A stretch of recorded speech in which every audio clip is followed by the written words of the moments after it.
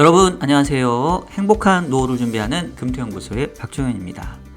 지난주에 국내 증시는 미 연준의 추가 금리 인상에 대한 부담이 반영되면서 모처럼 큰 폭의 조정을 보였는데요. 특히 영국이 예상을 깨고 50bp의 금리 인상에 나섬에 따라서 연준의 두 차례 추가 금리 인상에 대한 우려가 확산되는 모습을 보였습니다. 상반기 동안 거침없는 상승세를 보여왔던 국내 증시가 이제 본격적인 조정 국면에 들어선 것인지, 아니면 소폭의 조정 이후에 재상승을 할 수 있을 것인지 오늘 영상에서 자세하게 짚어보도록 하겠습니다. 자, 그러면 일요일에 만나는 이슈 분석 지금 바로 시작하도록 하겠습니다. 자, 여러분 한 주 동안 잘 지내셨는지요? 또는 한 주 동안 익절을 잘 하셨는지 모르겠습니다. 사실 제가 한 5월 말 6월 초부터 이 상반기 시장의 강세를 우리가 이제 추수를 해야 하는, 익절을 해야 되는 이제 기회다라고 계속 좀 말씀을 좀 드렸었던 것 같고요. 특히나 이제 코스피 같은 경우는 2650선 이상에서는 이른바 매도, 익절의 구간이라고 말씀드렸는데 사실 많이 못 갔네요. 2650 딱 찍고 지금 2570까지 하락을 했는데, 요번에도 어김없이 RSI 상대 강도 지수가 과열권인 70을 넘어간 이후에 조정이 나타나는 이런 패턴들을 이제 여지없이 좀 보여줬습니다. 그래서 일단은 단기적으로 기술적인 과열 국면에서 차익 실현 욕구가 좀 나타났다고 볼 수 있겠는데, 이제 중요한 거는 인트로에서도 말씀을 드렸다시피 아직은 상승 추세가 꺾였다, 완전히 시장의 흐름이 다시 이제 아래쪽으로 향할 거다라고 얘기하기에는 상당히 이른 그런 국면이고요.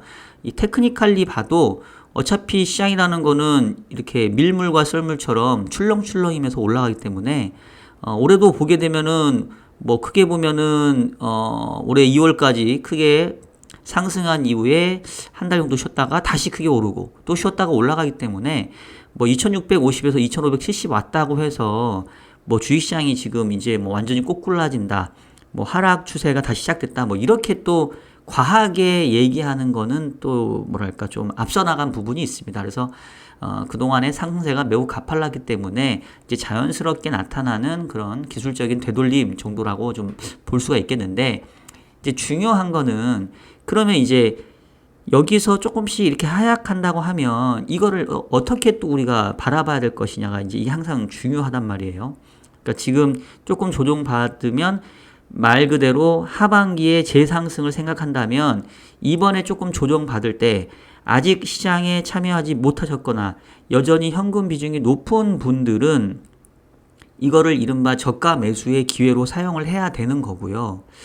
만약에 하반기 반등이 시원치 않을 거다, 이게 쉽지 않을 거다라고 생각한다면 지금이라도 조금 반등할 때 계속 이제 약간 차익 실현하면서 여전히 익절인 구간들에 있는 종목들을 조금씩 줄여서 현금 비중을 늘리든 채권 비중을 늘리든 이제 이렇게 해야 되는 거죠. 그래서 항상 지금에 나타나는 상승이건 하락이건 이거를 우리가 운용 관점에서 생각하려면 지금 당장을 보면 안 되고 3개월 뒤를 내다보고 재상승을 위한 하락 조정인지, 아니면 이제 당분간은 반등을 하기 쉽지 않은 것인지, 이것들을 이제 봐야 된다라는 거고, 그래서 저는 매크로가 중요하다라고 생각을 합니다.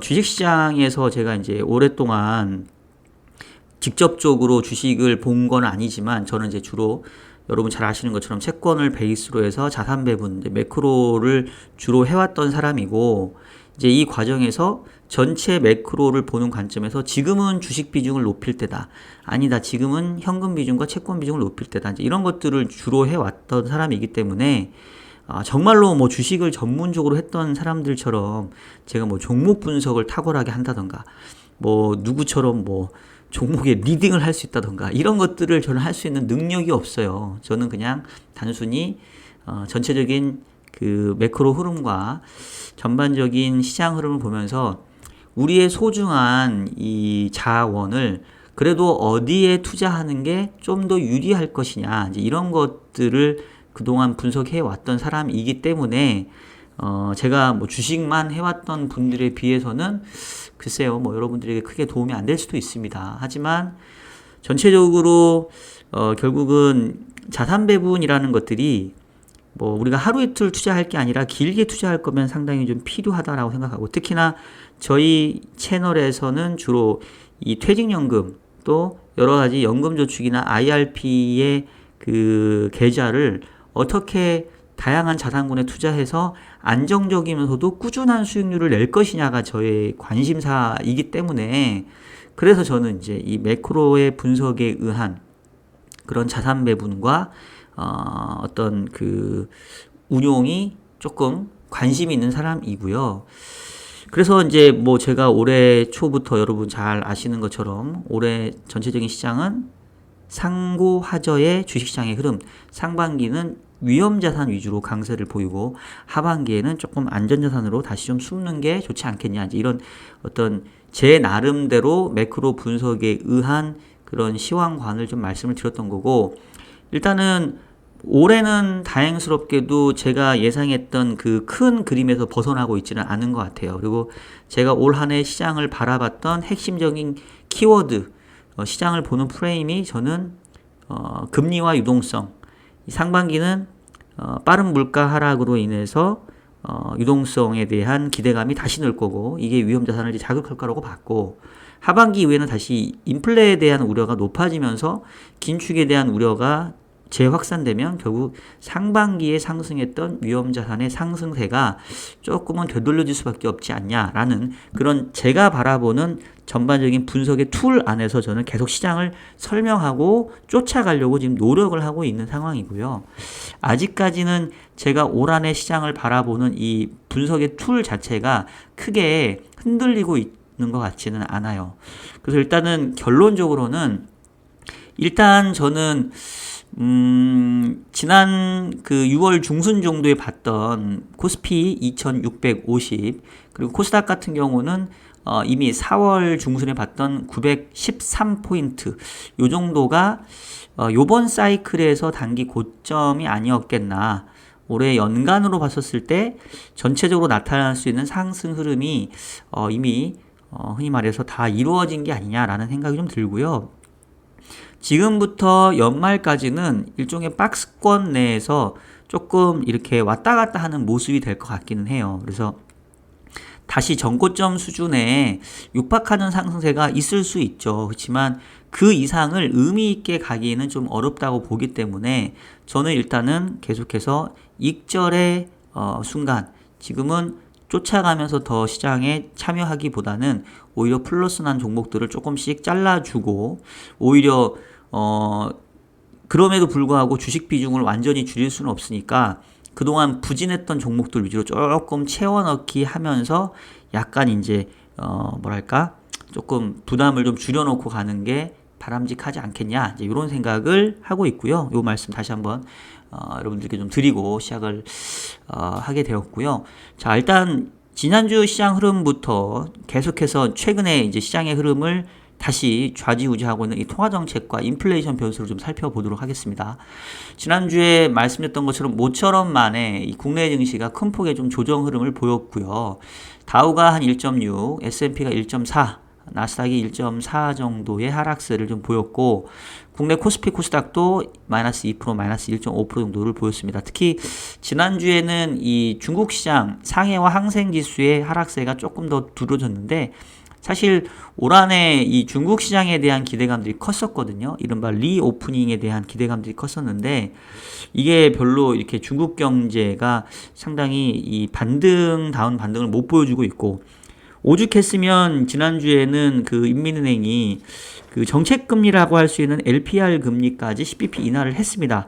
사실 뭐 그 이전부터 약간 사전적인 그런 금리 인하들이 좀 진행이 됐었었죠.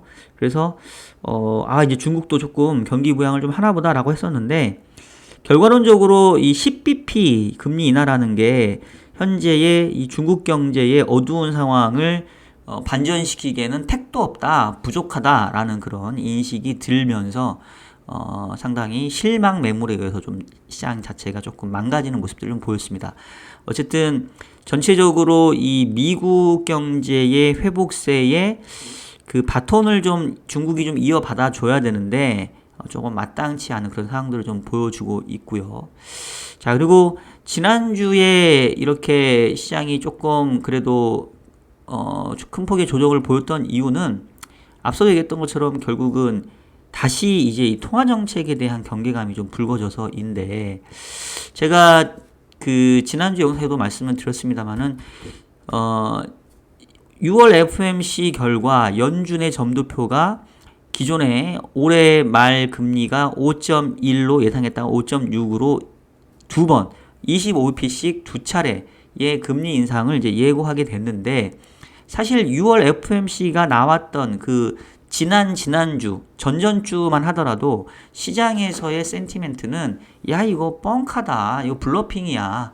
금리 인상을 중단했기 때문에 점도표를 상향 조정하지 않으면 시장의 기대가 완전히 이제는 금리 인상 중단, 금리 인하로 쏠릴 수 있기 때문에 균형을 잡는 차원에서 점도표를 상향 조정했을 거다라는 추측과 판단이 조금 해석이 우세했었던 것 같아요.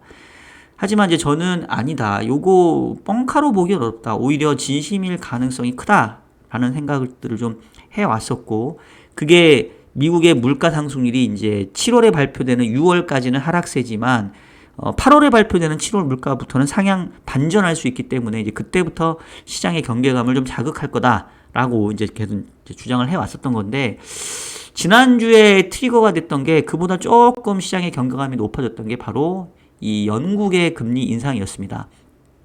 여러분 잘 아시다시피 영국이 지난주에 통화정책 회의를 개최를 했었는데, 영국도 보시면 지금 뭐 거의 2007년, 2008년 이후에 가장 높은 수준의 지금 기준금리를 보여주고 있고, 현재 5.0까지 높였는데, 문제는 이른바 그동안 금리 인상의 속도를 뭐 베이비 스텝, 50bp 빅 스텝, 75bp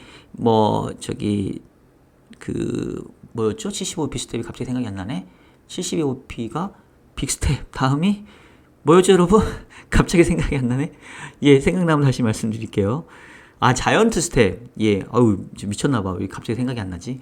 예, 하여튼 베이비 스텝, 빅 스텝, 자이언트 스텝 갔다가 이제 50bp 빅 스텝, 다시 25bp 베이비 스텝으로 다 이제 회귀를 했잖아요. 그래서 이제 금리 인상의 사이클이 정말로 끝나간다, 이제 이런 그런 그 기대감들 가졌고, 바야흐로 미국이 6월 FOMC에서 금리 동결을 하면서 이제 진짜로 금리 인상 사이클은 끝났고 뭐 거의 마무리 국면에 왔다라고 안심하고 있었었는데, 갑자기 지지난주부터 호주와 캐나다가 금리 인상을 쉬었다가 금리 인상을 재개했고, 거기다 대고 영국이 금리 인상을 했는데 50bp 다시 빅스텝으로 돌아가 버렸죠. 그리고 시장의 예상은 심지어 4.75, 25bp였었어요. 근데 영국이 이제 빅스텝 금리 인상을 해버리니까 이제 상당히 머릿속이 이제 복잡해진 거죠. 그러다 보니까 이제 시장에서는 해석이 다시, 야, 이거 정말로 이런 상황이라면 연준이 연말까지 두 차례 금리 인상 더 한다라는 게 이거 뻥카가 아니겠는데? 이거 진짜로 될 수 있겠는데? 뭐 이런 생각들이 지금 시장에 조금씩 제기가 되고 있는 거죠. 그게 제가 봤을 때는 지난주에 시장이 조금 조정 흐름을 보인 가장 큰 이유가 아니었겠나라는 생각이 좀 저는 들고요. 물론 뭐 그거 말고도 지난주 후반부에 그 제조업 지표가 조금 부진하게 나오긴 했어요. 뭐 S&P에서 발표되는 제조업 지표가 조금 부진하게 나오긴 했는데, 근데 사실 저는 좀 이거 웃긴 게 평소에는 이거 별로 보지도 않던 지표입니다. 여러분 S&P가 발표하는 글로벌 뭐 PMI 이런 지표 여러분 보셨어요? 보신 적 있으세요? 이거 별로 얘기도 안 하는 이른바 듣보잡 그 경제 지표예요. 근데 이거가 잘 못 나왔다고 갑자기 미국 경제에 대한 둔화 우려가 커졌다? 이거는 제가 봤을 때는 조금 너무 뭐라고 해야 되나? 그냥 갖다 붙이는 게 아니었나라는 생각이 들고, 결과적으로 그 얘기는 시장이 이 유동성 흡수, 유동성 어떤 다시 통화 긴축에 대한 부담감이 좀 커진 상태였기 때문에 평소에 보지 않은 지표까지도 갑자기 들먹여 가면서 조금 조정의 빌미로 삼았지 않나라는 생각이 드는데요. 자, 요 지표 어떤 거냐면 S&P 글로벌. 여기 나오지도 않아 사실은. 제가 좀 찾아보려고 했는데 요건가 보다. 예, 요 지표인데요. 그 미국의 제조업 지표들이 뭐 여러 개가 있습니다. 뭐 ISM 제조업 지수도 있고 뭣도 있고 있는데 보시면 이 PMI 지표인데 흐름을 보면 뭐 왔다 갔다 하다가 조금 최근에 반등했다가 다시 좀 떨어지기는 했어요. 근데 이게 뭐 갑자기 뭐 특이한 그런 모습도 아니고, 그리고 심지어 여기 investing.com에서는 이 제조업 구매 관리자 지수의 중요도도 크게 이렇게 높게 보지도 않습니다. 그래서 뭐 딱히 평소에는 보는 지표도 아닌데 갑자기 이 제조업 지표 부진하게 나왔다고 전주 말에 뭐 미국 경제의 둔화 우려가 부각이 돼서 갑자기 뭐 주가가 뭐 크게 하락했다? 제가 봤을 때는 조금 궁색한 그런 해석이 아닌가 싶고, 결국 핵심은 상반기 내내 시장을 이끌어왔던 유동성의 재팽창. 그러니까 사실 미국이 기준금리를 인상했을 뿐이지 시장금리는 하락을 했고, 특히나 3월 달에 SBV 사태가 불거진 이후에 미 연준이 양적 긴축도 중단하고 오히려 스탠딩 레포를 통해서 시장의 유동성을 공급해 줬거든요. 그게 바로 제가 봤을 때는 상반기 주식시장 상승의 가장 큰 원동력이었다고 생각을 합니다. 결국은 여전히 유동성 장세에서 벗어나지 않은 그런 모멘텀이었고, 거기다가 플러스 AI라고 하는 생성형 AI의 새로운 어떤 기대감들이 나타나면서 이제 엔비디아라던가 이제 이런 쪽에 조금 더 어떤 그 모멘텀을 만들어주면서 이게 이제 결합돼서 상반기가 의외로 기술주 위주의 강세를 보여왔는데, 뭐 생성형 AI는 뭐 계속해서 그 향후에 미래 산업이 될 것 같기는 해요. 근데 이미 가파른 상승을 보인 상황이기 때문에 밸류에이션에 대한 부담이 있고, 결과적으로 이렇게 이제 유동성 자체가 다시 조금 뭔가 흡수될 수 있다라는 그런 상황이라고 한다면 현재로서는 추가적인 하반기에 이 주식시장의 상승 흐름을 기대하기에는 조금 어렵지 않나라는 생각을 좀 해보고요. 자, 그러면 여기서 조금 이제 갑자기 왜 영국은 25bp 금리 인상을 했다가 50bp로 빅스텝을 했을까? 결국 영국의 경제 상황이 여전히 이 빅스텝의 금리 인상이 요하는 인플레이션이 우려되는 상황이기 때문에 그런 거죠. 자, 여기 보시면 영국의 근원 CPI 지수인데 보시는 것처럼 역대급의 그 가파른 상승률을 보이고 있습니다. 이게 코어 CPI가, 그러니까 그냥 헤드라인 CPI가 아니라 근원 CPI예요. 무려 현재 영국의 근원 CPI가 5월 달에 7.1% 수치를 보였습니다. 오히려 헤드라인 CPI는 조금 떨어지고 있어요. 얘도 8.7. 그러니까 영국은 지금 사실 미국 같은 경우는 미국은 조금 물가 상승률이 좀 떨어지고 있죠. 지난번에 4%까지 나왔고, 헤드라인도 뭐 어쨌든 기울기는 밋밋하지만 방향 자체는 피크 아웃된 형태를 보여주고 있는데, 영국은 헤드라인 CPI조차도 가파른 상승세를 보여주고 있고, 코어 CPI가 그렇고 헤드라인 CPI는 떨어지고 있지만 여전히 높은 수준이에요. 그러니까 그러다 보니까 사실은 영국의 물가 상황을 보게 되면 빅스텝 금리 인상할 게 어떻게 보면 좀 이해는 됩니다. 그럼 이제 영국은 왜 이렇게 갑자기 물가가 높냐? 제가 봤을 때는 이제 뭐 여러 가지 요인도 있지만 흔히 말하는 브렉시트가 조금 작용을 하고 있는 것 같아요.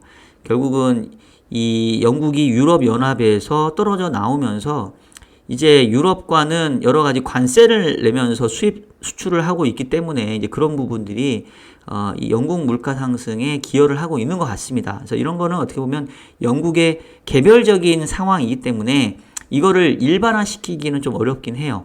근데 문제는 그 지난주에도 제가 확인을 시켜드렸던 것처럼 지금 그 다른 나라들도 보게 되면 호주도 그렇고 뭐 캐나다도 그렇고 물가 상황이 그렇게 만만치가 않다. 그리고 물가 상황이 만만치 않으면 결국은 금리 인상이 재개되거나 아니면 빅스텝으로 돌아갈 수도 있다. 그러니까 결국은 미 연준이 지금 50bp 금리 인상을 추가로 예상을 했는데 이게 단순히 이거 블러핑일 것 같다. 금리 동결되니까 균형적인 차원에서 얘기한 것 같다라고 이렇게 보시면 안 된다는 거예요. 실질적으로 미국의 물가 상황이 어떤지를 봐야 이게 정말 뻥카일지 아니면 실제로 현실화될지 있는데 제가 계속 말씀드렸던 것처럼 미국도 물가 상황이 이렇게 녹록한 상황은 아니다. 왜냐하면 헤드라인 CPI가 내려왔지만 6월까지도 2%까지 거의 내려올 수 있지만 하반기에 재반등할 수 있고 그 다음에 이제 무엇보다 중요한 거는 코어 CPI가 안 내려옵니다.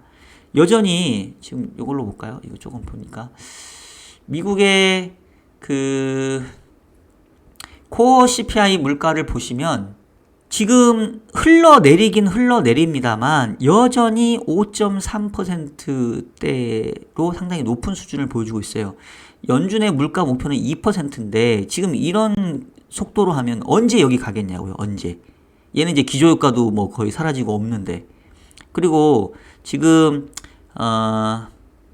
요번 주에 발표되는 이제 여러 가지 경제 지표 이벤트들이 있는데 뭐 제가 봤을 때는 크게 봐야 될 게 수요일 날 있는 파월 의장의 22 포럼 연설, 그 다음에 우리나라의 금요일 날 아침에 뭐 산업활동 지표, 그 다음에 금요일 날 저녁에 미국의 5월 PC 소비자 지출 물가가 나오는데 사실은 미 연준이 타겟팅하는 이 물가가 코어 CPI도 아니고 코어 PC 물가예요. 이 근원 개인 소비자 지출 물가. 실제 소비자들이 지출하는 물가의 고정된 바스켓에 의한 그 산정된 물가 상승률이 아니라 실제로 소비자가 지출하는 품목들 기준으로 하는 이 개인 소비자 지출 물가 지수, 그것도 코어 값, 이게 연준의 물가 타깃입니다. 여기 보시면 코어 PC라고 써 있죠. PC 인플레이션 코어 PC가 연준의 점도표에 써 있지 CPI 코어 PC는 없어요. 코어 CPI는 결국은 중요한 건 PCI인데 CPI 지표가 먼저 나오니까 사람들은 시장에서는 CPI를 보면서 물가를 판단하지만 연준은 이 PC 데이터, 특히 코어 값을 중요하게 보는데 지난번에도 제가 얘기했지만 기존의 코어 PC 물가 상승률을 3.6을 받다가 3.9로 상향 조정을 해버렸어요. 그러니까 물가 안 잡힌다고 지금 얘기하고 있다는 거죠. 그러면서 5.1로 5.6을 잡았다는 얘기죠. 자, 그러면 만약에 이 코어 PC 물가 상승률이 3.9도 안 되고 이보다 더 높은 4%대를 보일 수 있다라고 하면 미국의 기준금리 연말까지 5.6은 그냥 제가 봤을 때는 기본빵, 오히려 정말 누가 극단적으로 얘기하는 6%대를 볼 수도 있어요. 그러니까 상당히 코어 PC의 물가 흐름이 매우 중요하다고 볼 수 있는데 그게 다음 주, 그러니까 이번 주 금요일 날 나옵니다. 이제. 근데 지금 보시면 지난 달에도 발표한 게 4.7을 기록을 했어요. 그리고 이거를 연간으로 지금 보시면 현재 코어 PC는 연평균 한 4.6 정도 수준을 지금 보여주고 있거든요. 이게 연준이 예측한 대로 코어 PC가 연간으로 3.9가 되려면 이게 얼마나 어려운 거란지 한번 보세요, 여러분. 지금 상반기가 연평균 4.5, 4.6이에요. 근데 연간 평균으로 3.9가 되려면 뭔 얘기예요? 하반기에는 이 코어 PC가 3% 초반 내지는 2% 후반까지 떨어져야 이게 연평균 3.9가 됩니다. 근데 지금 보세요. 물가의 흐름이 매우 하방 경직성이 높잖아요. 이게 지금 이렇게 가파르게 떨어질 그림이냐고, 이게. 그게 보이냐고요. 제가 봤을 때는 아무리 눈을 씻고 찾아봐도 안 보여요. 안 보여. 그래서 저는 솔직히 6월 달에 이 코어 PC 3.6에서 3.9 상향 조정한 것도 요것도 저는 믿기 힘들다. 9월 FOMC 가면 요것도 상향 조정할 수밖에 없다고 생각합니다. 그 얘기는 연말까지 연준이 기준금리 2번 올리는 거는 이거는 리즈너블한 베이스라인 시나리오라는 거예요. 시장에서는 잘해야 한 번 정도 인상을 보이고 있지만 물가의 흐름을 봤을 때는 제가 봤을 때는 그냥 베이스라인 디폴트 시나리오다. 2번 인상 그냥 따놓은 걸로 봐야 된다. 근데 시장은 아예 또 안 믿는 거죠, 지금. 지난주에 영국이 금리 인상하니까 이제 겨우 진짜 그런가? 다시 할 수도 있으려나 보다 라고 아직도 생각을 해요.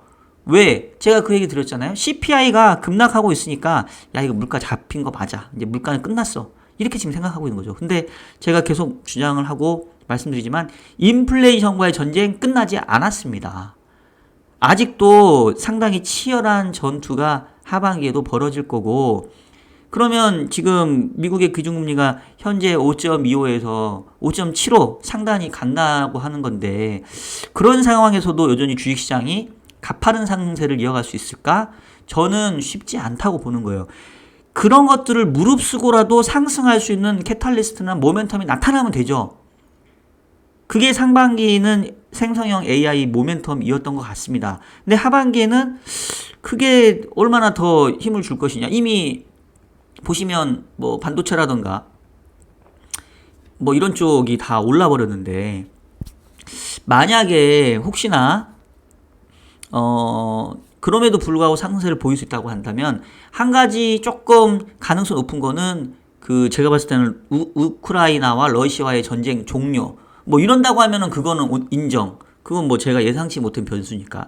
그리고 지금 보니까 뭐 기사에 보면은 여러분 보셨겠지만 바그너 그룹인가 러시아의 민간 용병 집단이 뭐 이제 그 반란을 일으켜가지고 그 모스크바로 진격하다가 뭐 푸틴하고 겨우 뭐 이렇게 협상해가지고 뭐 중간에 말았다고 하는데, 지금 푸틴도 그 지도력이 옛날 같지는 않은 것 같아요. 하여튼 만약에 그래서 러시아 우크라이나의 전쟁이 종결된다. 그래서 갑자기 이제 막 유가가 뭐 크게 하락을 하고 재건에 대한 수요 때문에 갑자기 큰 모멘텀이 생긴다라고 하면 오케이. 그러면 하반기 주가 저는 더 갈 개연성이 있다고 봅니다. 근데 그거를 우리가 기본 가정으로 삼기는 어려우니까, 현재까지 주어진 정보로 봤었을 때는 두 차례 금리 인상을 만약에 가정한다고 하면 과연 상반기 진행되었던 가파른 주식시장의 상세가 이어질 수 있을 거냐라는 게 저는 상당히 좀 의심스럽다. 그러면 뭐 어떻게 되냐? 익절하고 지켜보자라는 거예요. 제가 얘기하는 건 지금 계속. 자, 그러면 아니 이렇게 금리 인상을 확실하게 주장을 하는데 왜 채권 시장은 금리가 이렇게 낮아요? 지금 미국채 10년짜리 금리 3.7밖에 안 되고요. 한국 금리도 뭐 크게 높질 않습니다. 그래서 지금 미국 2년과 미국 10년 이른바 210 스프레드가 역전폭이 100bp가 지금 넘어가 버렸어요. 이 얘기는 야 이거 장기채 금리는 미국의 금리 인상을 안 믿는다는 거 아니냐. 미국의 2년짜리 금리는 4.75에 가 있는데 미국의 10년은 3.73, 딱 102bp 마이너스네요. 최근에 오르긴 했습니다만은 별로 안 오르죠. 그러면 결국은 채권시장, 이 미국의 통화정책을 지켜보는 이 패드와처 입장에서는 이 금리 인상이 어렵다고 보는 거 아니냐.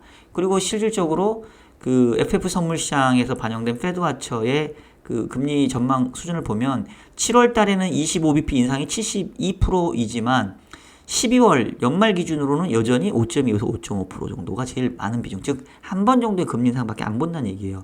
그러면 가장 이 통화정책에 민감하다고 하는 채권시장도 금리 인상 안 믿는다는 거네? 왜 주식시장한테만 뭐라고 해? 뭐 이렇게 얘기할 수 있는데, 제가 주식시장한테만 뭐라고 하는 게 아니라, 그래서 사실 저는 주식도 지금은 그 차익실현 비중 축소고, 이제 저희 구독자가 댓글로 자꾸 여쭤보는데, 채권도 저는 지금은 당장은 아직은 채권을 적극적으로 살 때는 아직은 아니라고 봐요.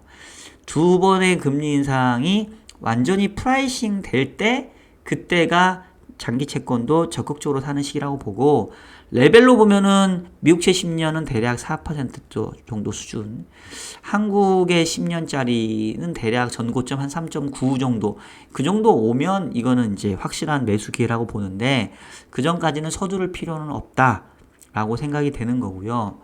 자, 그러면 무조건 금리 인상이 정말로 뭐 연말까지 두 번 되는 거냐, 안 될 가능성은 없냐라고 했었을 때 안 될 가능성 있죠. 당연히 나타날 수도 있고요. 그러면 그게 현실화될 수 있는 가장 큰 동의는 뭐냐면 결국은 경기 침체가 예상보다 빠르게 오는 겁니다. 그 얘기는 뭐냐면 물가를 보면 금리를 올려야 되는데 경기 침체가 그 안에 강하고 빠르게 오기 때문에 지금은 물가를 신경 쓸 때가 아니다. 오히려 다시 경기를 부양해야 된다. 이러면서 금리 인상을 덜 하는 그런 상황으로 갈 수 있죠. 근데 그 얘기는 결국은 주식시장에는 더 안 좋은 내용이라는 거예요. 그래서 제가 과거에도 연준과 시장이 금리 인상을 두고 서로 진실 게임을 하고 있는데 연준이 맞든 틀리든 주식시장에는 안 좋은 거다. 왜냐하면 연준이 주장하는 대로 금리 인상 더 한다는 얘기는 밸류에이션 부담 때문에 주식시장에는 부담 요인이고, 만약에 연준이 틀려서 금리 인상을 못 한다고 한다면 물가를 봤었을 때는 금리 인상을 해야 되는데 못 한다는 얘기는 그에 상응하는 또는 그보다 더 심각한 경기 침체가 온다는 얘기이기 때문에 그건 주식시장에 더 안 좋은 재료다. 그래서 제가 봤을 때는 금리 인상을 하든 못하든 하반기 주식시장을 세게 보기에는 상당히 좀 어렵다라는 결론을 저는 내릴 수밖에 없는 거고요. 우리가 이제 정말로 그러면 경기 침체가 와서 가파른 침체가 와서 주가가 폭락할 정도로 갈 건지, 아니면 이른바 상반기 상승하는 수준에서 살짝 되돌리는 정도, 이른바 박스권 내에서 그냥 숨고르는 정도일 건지, 이거는 결국은 이제 지표를 봐야 되는데, 앞으로 눈여겨봐야 될 게 바로 고용지표가 되겠습니다. 최근에 미국의 실업수당 청구 실적이 조금씩 슬금슬금 올라와요.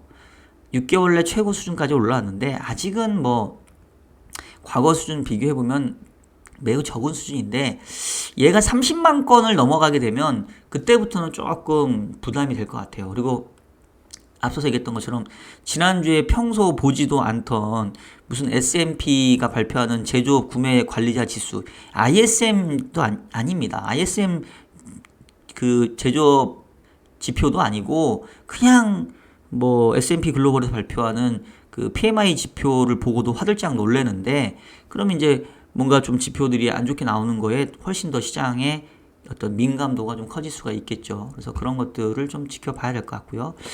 일단은 뭐 계속해서 말씀을 드립니다만 지금의 스탠스는 익절을 하고 좀 지켜보자.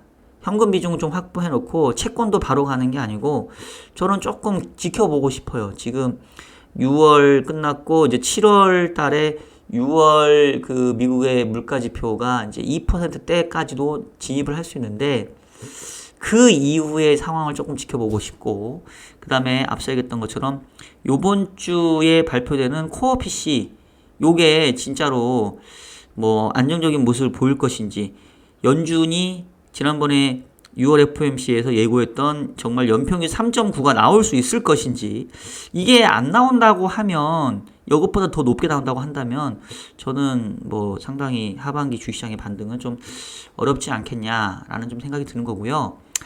다만 이제 주식을 완전히 비워둘 수는 없기 때문에 뭐 일정 부분 주식 비중을 들고 가면서 상대적으로 좀 보수적으로 섹터를 좀 선별할 필요는 있는 것 같아요. 그래서 어떠한 섹터를 조금 가져가는 게 그래도 약간 현재 시장에서 좀 방어적인 포지션인지는 다음 주에 제가 7월 포트폴리오 리밸런싱 영상에서 고민해서 조금 더 말씀을 드리도록 하겠습니다. 자, 한 가지 더. 최근에 비트코인 가격이 엄청 올랐어요. 지금 비트코인 차트를 보면 연간 최고치를 기록을 했습니다.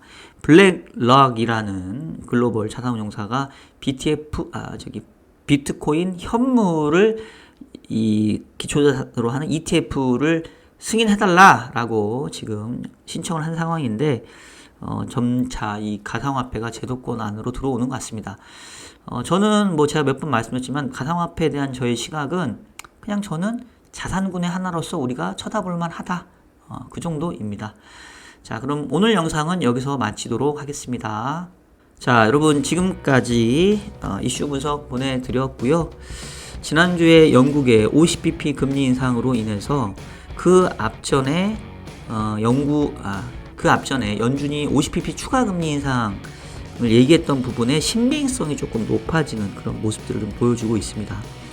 제가 분석한 매크로 물가의 흐름으로는 다른 나라들도 호주나 캐나다들이 왜 금리 인상을 재개했으며 왜 영국이 50bp 금리 인상으로 다시 복귀를 했냐.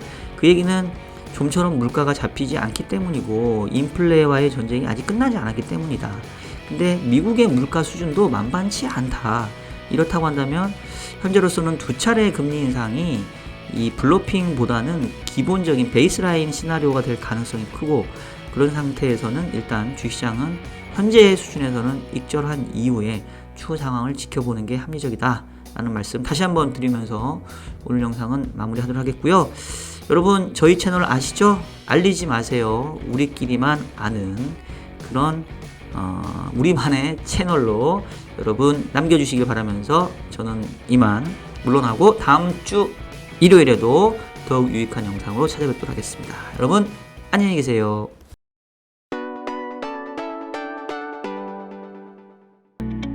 저희 평택우리병원은 환자분들의 신뢰를 바탕으로 꼭 필요한 치료를 하는 체계화된 시스템을 운영하겠습니다.